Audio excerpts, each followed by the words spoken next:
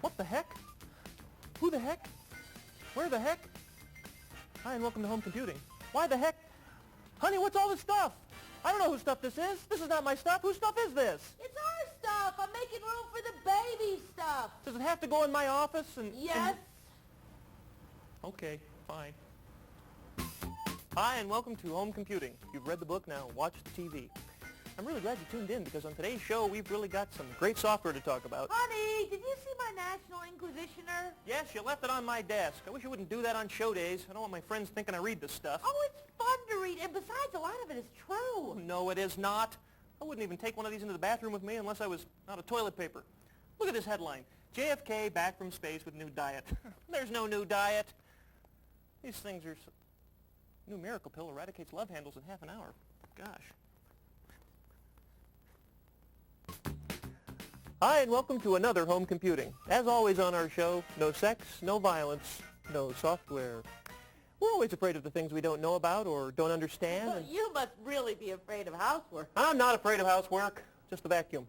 But I'll help with laundry later. Oh, dear God, no.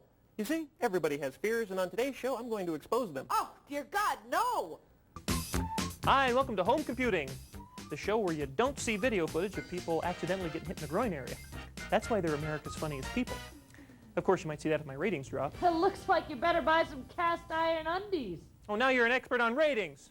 She thinks she's an expert on everything.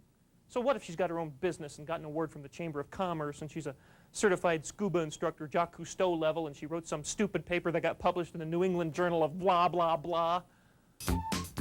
Hi, and welcome to Home Computing. I'm your host, Tim Testa, but some people just call me Dad. That's right, I just became the proud father of a bouncing baby boy, and I promise I'll be more careful carrying him in the future. They're kind of slippery when they're wet.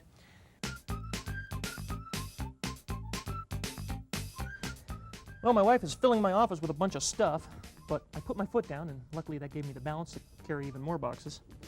This takes me back, though, looking around here. I had a couple of cinder blocks, some plywood, and a St. Pauli girl poster, and you'd be in my first bachelor pad. In fact, a lot of you were. That's why I never got my damage deposit back. Or maybe it was because of that big oil stain in the living room. I'm not the only one who thinks about stuff, though. People around the world value their stuff and other people's stuff, too. That's why we have wars. And this program, Material... Oh, here it is, in this box. Material World. And Material World is a collection of photographs from all over the world. And in these pictures, families show you the belongings that are important in their lives. It really gives you a good idea about how people in other countries live, as well as how we live here. Let's look at some of the stuff. This is the Skeen family, and they're the representative of the U.S., and if you click on their picture, you get a little background on the family. Here they are sitting in a tree for some reason.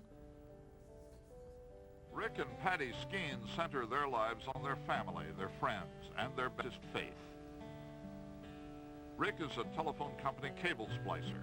Patty teaches part-time in a Christian school. In his leisure time, Rick helps shoot arrows at the neighbors. Okay, and so what we're going to do now is you can see all the different countries we could look at, all the way from Albania to Western Samoa. We're going to take a look at the other end of the spectrum, Ethiopia. And this is the Getu family, and it looks like they've been evicted also. These are all their worldly possessions right here.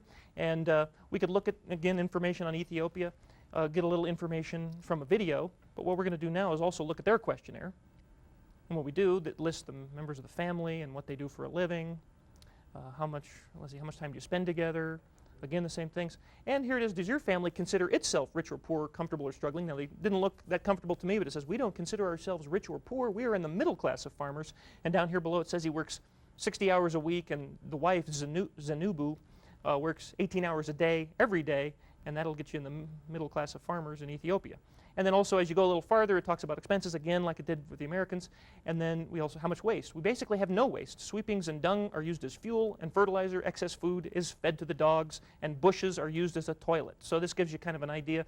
Now when we go back to Roadmap, we can look around, and now we can look at different lifestyles. If you don't want to focus on one family in particular, you can look at the general lifestyles of different countries.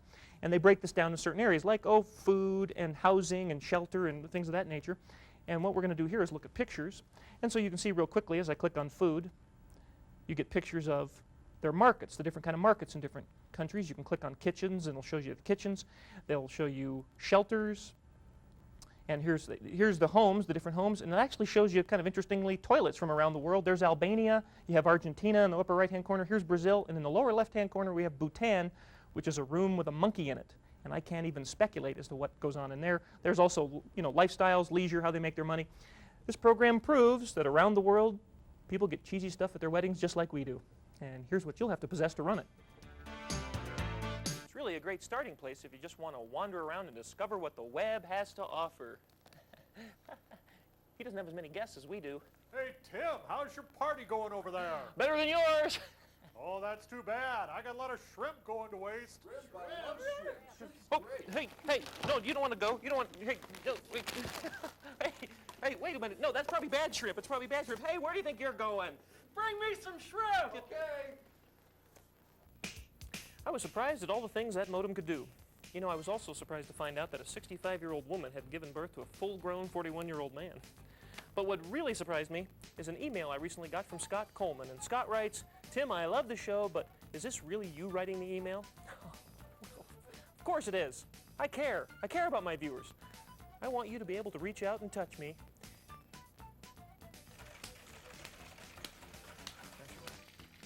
Mr. Testa, there's a Scott Coleman. He wants to know if you answer your own email. What should I tell him? You see the sign? Make something up. Excuse me, Mr. Testa? What is it you don't understand? Make something up. So if you have a question about the show, or if you've given birth to a full-grown 41-year-old man, make something up and send it to me, and I promise I'll answer your email personally. Well, I think I figured out how I can organize my office a little better.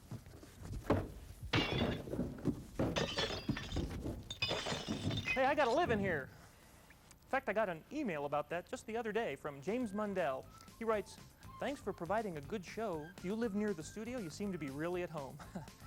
Well, James, that's because I am at home. We tape the show right out of my house, which has its drawbacks. It seems as though there are television people around here all the time.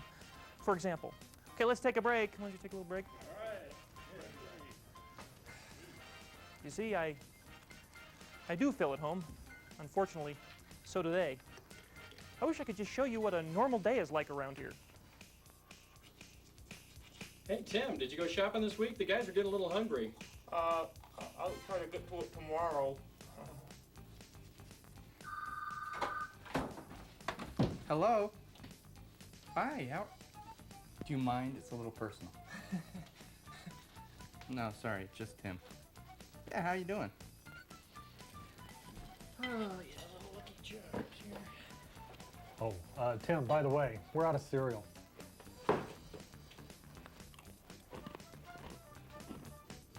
Good night, honey. Good night. Good night, Tim Bob. Tim, can we spoon? Well, I feel a lot better having thrown away all that junk my wife put in my office. And I just heard the garbage men take it all away. I hope she's not too mad. I'm not mad at all. Good. Why? Because that was the stuff from your bachelor pad. Ha! What the? Why the? How the? You mean my license plates from every state in the union? My beer can pyramid? My naked lady nutcracker? No! I gotta catch that truck. See you next time. Well, the test is coming up very soon now, and I've decided if I'm gonna pass this test, I've gotta hit the books. So I dug deep into study skills from college and came up with this.